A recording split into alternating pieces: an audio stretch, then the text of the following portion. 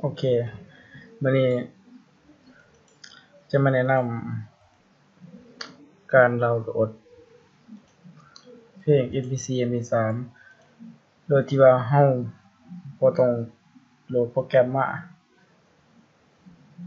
ที่เราจะเฮ็ดอะไรนั้นก็ไปติดตามก็ได้เนาะ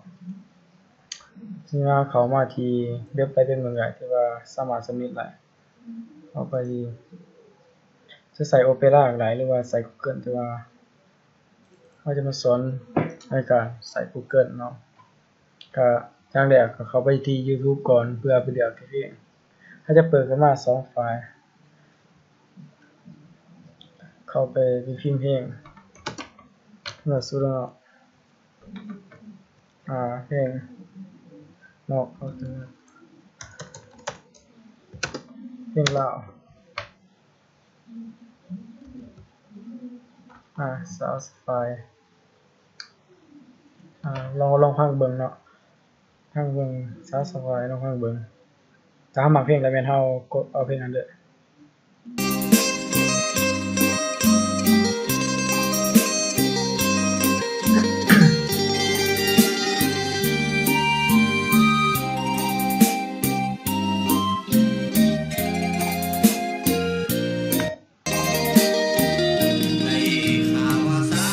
โอเคเอาถูกใจเพลงนี้แล้วเราก็สังเกตที่เรากดมาเอาเมาส์มาคลิกใส่หม้องของลิงก์ก็คือเครื่องเว็บคลิกว่า1แล้วคลิกขวา copy เพื่อคัดลอกแล้วเราเปิดอยู่1แท็บใหม่เพื่อเราจะเปิดโปรแกรมนั้นมาจะเปิดใน2ข้างเลยเนาะจะเปิดใน2ข้างเลย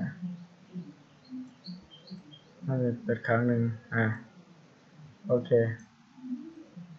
2ลิงก์เลยเนาะนี่อยู่ในที่แม่น YouTube ตรงนี้จะพิมพ์เข้าไปเป็นภาษาไทยพิมพ์ YT MP3 เลยครับ YT MP3 อันนี้เป็นการดาวน์โหลดโดยอัตโนมัติเลยแบบว่าเราบ่ต้องใช้โปรแกรมดาวน์โหลดสวยโอเค YT MP3 แล้วก็ไล่มาแล้วนะเท่ากับว่าเขาก๊อปซื้อเพลงได้ไหมเนาะก๊อป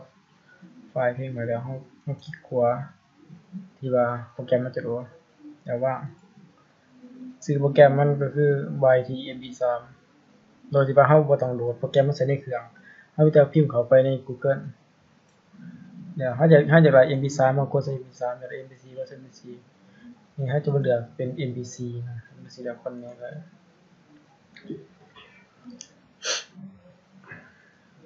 หลังจากคนนี้รอท่าแป๊บนึงนะ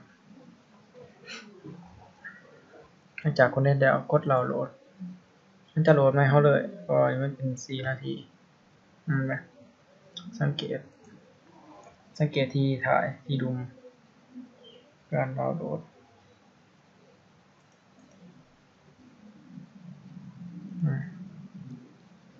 select folder เพลงที่เราโหลดมันยังบ่สมบูรณ์ถ้าโหลดเสร็จแล้วมันก็จะสมบูรณ์แล้ว